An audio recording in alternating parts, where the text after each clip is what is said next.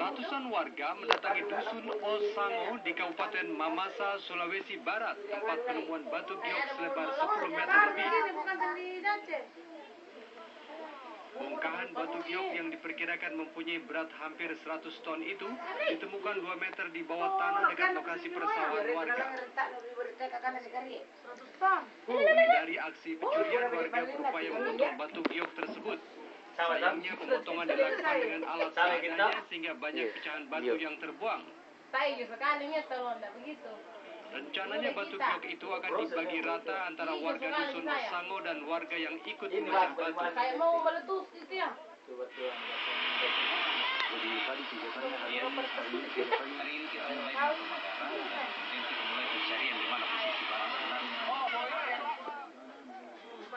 Diperkirakan harga batu giok yang ditemukan warga ini mencapai lebih dari 20 miliar rupiah.